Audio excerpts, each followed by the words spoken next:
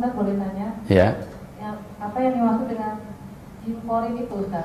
Jin korin, dia adalah setan yang resmi. Ketika seorang baru lahir, sudah ada satu setan yang dari bangsa jin ya, yang sudah dicantolkan untuk kita. Sampai mati dia ditugaskan mendampingi kita. Ya, setan. Ya, jin korin itu adalah setan. Seluruh jin korin adalah setan. Bukan jin biasa itu. Bahkan aku, setanku sendiri kata Rasulullah, karena rahmat dari Allah dia telah masuk Islam. Akhirnya dia yang mengajak aku kepada yang baik. Hanya jin korin Nabi sendiri yang berhasil dimasuk Islamkan. Bisa nggak mereka dimasuk Islamkan? Bisa. Tapi siapa yang bisa? Orang kayak Nabi Muhammad SAW. Orang kayak Ustaz Zul. Ustaz Zul masih jin korin setan. Ya, makin Ustaz Zulnya kayak gini, maka jin korinnya makin keren. Iya, makin ya, ilmu yang diberikan oleh Allah kepada saya dibandingkan orang awam kan lebihan saya. Otomatis ilmu yang saya ketahui, jin setan korin yang ada sampai saya tahu juga nggak? Tahu. Levelnya udah level saya juga.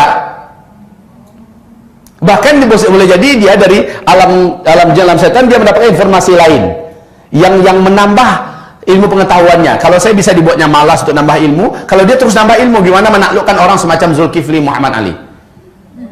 Jadi orang-orang macam ibu, macam bapak, ini sudah semacam manusia yang dulu pernah hidup, yang berhasil dijatuhkan, dia akan menjatuhkan dengan cara yang sama. Sungguh kalau kita tidak ikhlas dalam hidup ini, kalau kita tidak pandai bersyukur dan tidak menambah ilmu, maka kita akan senantiasa menjadi korban syaitan. Ad-dunya bahrun amiq wa qad gharaqa fihi nasun katsir. Nah, jin qarin ini apabila kita sudah meninggal dunia, di mana posisi jin qarin? Sebelah kiri. Dia di sebelah kiri kita. Malaikat Raqib dan Atid ada di sebelah kanan kita. Jin qarin ini di ruqyah pun dia tidak akan lari. Dia tidak akan lari, ya. Setan ini tidak akan lari. Yang bisa tersiksa, yang bisa teraniaya dengan ruqyah itu adalah setan-setan di luar qarin. Nah, bulan Ramadan jin qarin inilah yang dipenjara. Bulan Ramadan. Ustaz, tapi masih banyak yang tergoda bulan Ramadan. Itu nafsunya itu. Dan ternyata nafsu lebih kuat daripada syaitan untuk menyesatkan kita. Buka surat Ibrahim ayat 24, ayat 22. Lihat di situ, di mana setan pada hari kiamat membela diri, kalian jangan asik nyalahin kami dong. Salahin nafsu kalian sendiri. Jadi bulan Ramadan setan-setan itu wasuffidatis syayatin, dan dipenjarakan, diikat, dibelenggu seluruh setan-setan, termasuk setan qarin, dibelenggu. Tetapi nafsu kita saatnya kita yang mengalahkannya. Kita udah ditolong oleh Allah. Selama bulan Ramadan setan yang selama ini menggoda kita udah diikat. Lalu kita tinggal menundukkan nafsu kita sendiri dengan cara ikutilah Ramadan dengan benar. Dengan cara Rasulullah SAW menjalani Ramadan. Nafsunya yang kita kendalikan. Soalnya setan selalu numpangi nafsu kita. Yang menjadi penasehat utama nafsu itu adalah setan. Setan qarin ini, jin qarin ini. Baik. Bapak Ibu, sejak kita lahir sudah ada satu jin qarin. Dia adalah setan. Sampai mati. Berarti seluk-beluk saya, seluk-beluk ibu, seluk-beluk bapak, dari A sampai Z dia tahu nggak? Rahasia-rahasia saya dia tahu nggak? Tahu. Saat saya meninggal, anak keturunan saya tidak terbekalkan ilmu yang benar. Dia akan punya misi menyesatkan anak cucu saya. Caranya, dia tampil, muncul kepada wujud seolah saya kembali hidup. Nah, ini bapakmu nah. Jangan takut gitu loh. Saya kan cuma action. Ya. Nah, Bapak suka kalau melihat kamu pergi Jumat. Bapak suka kalau melihat kamu sholat berjamaah 5 waktu di masjid. Senangkan hati Bapak ya. Bapak selalu melihat kamu nak. Cara setan. Cara setan. Suaranya dimiripkan dengan suara saya. Ini jin qarin yang punya kerja loh ini. Ya. Kemudian semuanya ya, seluk-beluk rahasia segala macamnya dia tahu. Nah, kamu masih ingat ketika Bapak dengan kamu dulu di sana? Seolah iya asli saya jadinya ngomong. Ya, lama-kelamaan, nah Bapak melihat kamu nak dimanapun kamu berada. Seandainya kamu disakiti orang, dizalimi orang, Bapak siap menolong kamu. Kamu panggil saja Bapak. Terserah mau berapa kali. Ya. Ayah, Bapak datanglah, aku dizalimi, aku datang nak. Ya. Nah, lama-kelamaan kita sudah diajaknya pada syirik nggak tuh? Minta tolong kepada selain Allah. Itu yang dia mau. Dia motivasi kita. Nah, pergilah kamu haji, pergilah kamu umrah. Nah, di bawah tiang rumah Anda tuh ada emas yang Bapak simpan. Bongkar, nak ambil, sedekahkan sebagian untuk agama. Wah, dia motivasi, tapi diarahkannya kita kepada satu syirik. Satu syirik ini sudah cukup untuk membatalkan seluruh amal kita ya, dan bisa mengekalkan kita di neraka. Makanya jangan tinggalkan anak dalam keadaan bodoh tentang agama. Jangan tinggalkan anak nggak ngerti tentang agama. Kalau dia dikasihkan ilmu macam ini kan anak tahu. Ketika datang, nak kapal layang, nak ya, langsung diambilnya pasir, disemburkannya. Ya. Kalau anak sudah berilmu, dia tahu bahwa ini jelas setan menjelma dalam bentuk ayah yang sudah meninggal, ibu yang sudah meninggal. Udah, dia kalau tahu berbuat apa, ini jelas bukan mak yang sudah meninggal. Mak yang sudah meninggal tadi pembahasan kami. Di mana? Di masjid apa kita tadi? Albina. Pembahasan tentang masalah perjalanan ke akhirat. Ya. Pembahasan bagaimana tentang alam barzakh. Kita sudah bedah itu. Jadi Bapak Ibu, insya Allah saya konsentrasi dalam masalah ilmu dunia akhirat. Ilmu akhirat maksud saya. Nah, ilmu akhirat mulai dari tanda-tanda akhir zaman semacamnya sampai kepada alam roh, tentang masalah alam kubur, pada mahsyar, surga neraka. Ini saya khususkan betul.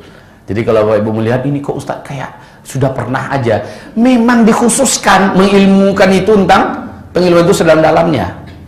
Baik ya. Nah, kaum muslimin yang kami muliakan, ini adalah jin qarin. Jadi yang nipu orang yang wujudnya udah mati, oh siang gantung diri itu sering nampakkan diri, yang nampakkan itu qarinnya. Ya. Nah, yang sudah itu tuh jelas si anu yang udah gantung diri itu. Bukan, itu jin qarinnya. Orang-orang beriman gak akan mudah ditipu begitu. Ya, yang udah bunuh diri kok hidup lagi. Mereka bisa tasyakkul. Mereka bisa tasyakkul, yaitu berpindah dari dimensi alam mereka kepada dimensi alam kita, dan itu bagi mereka sangat berat dan sangat menyakitkan. Ya, bukan enak pindah soal dimensi alam itu, bukan enak, menyakitkan bagi mereka. Yang sanggup melakukan itu adalah yang umurnya sudah lanjut, kekuatannya sudah berlebih. Nah, yang seperti itu baru sanggup dia berpindah dan melihatkan diri. Itu pun cuma sebentar. Coba saya tanya sama saudara saya, namamu siapa? Iwan. Ricky. Seandainya Bruce Lee masih hidup, Ricky sanggup nggak lawan Bruce Lee? Jujur memang. Jackie Chan? Mereka jagoan-jagoan di daratan kan? Memang mereka jagoan. Coba sekarang masukkan mereka ke bukan alam mereka, masukkan mereka, ceburkan mereka ke laut. Berapa lama mereka sanggup bertahan di laut? Lama atau sebentar? Sebentar. Gerakan mereka menjadi lamban karena itu bukan alam mereka.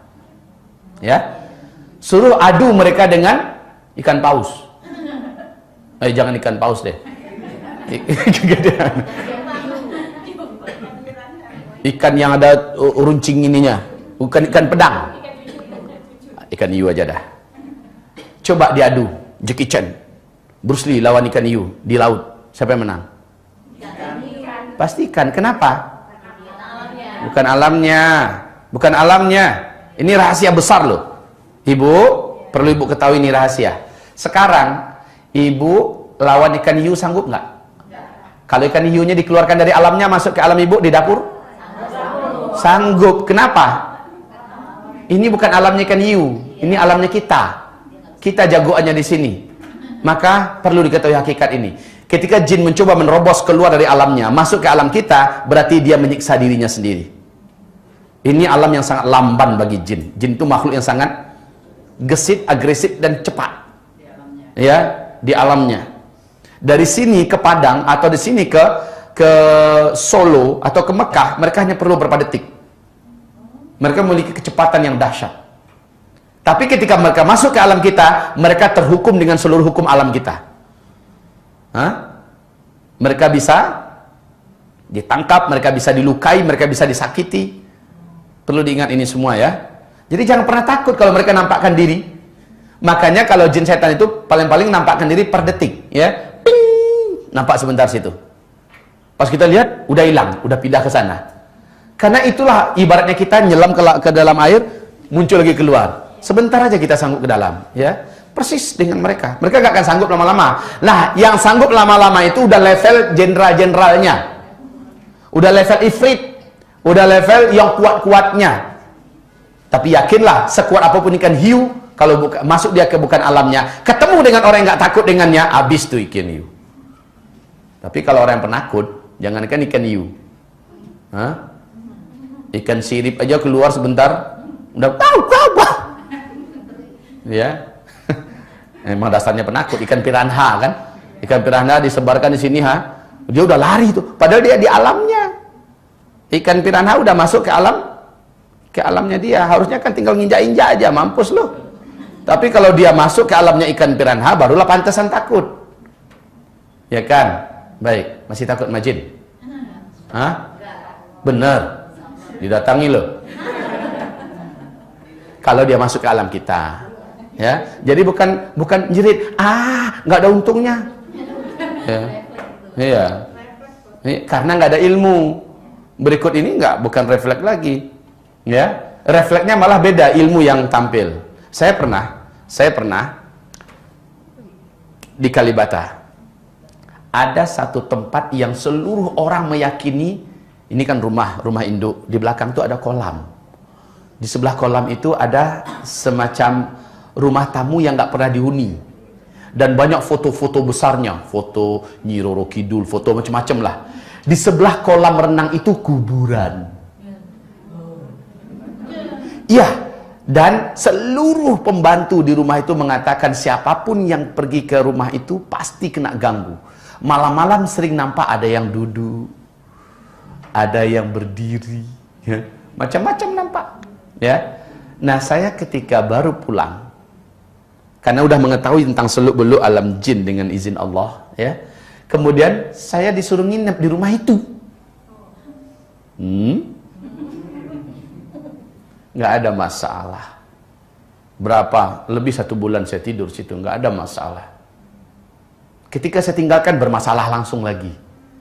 Jadi jin tuh tahu, ya, setan tuh tahu.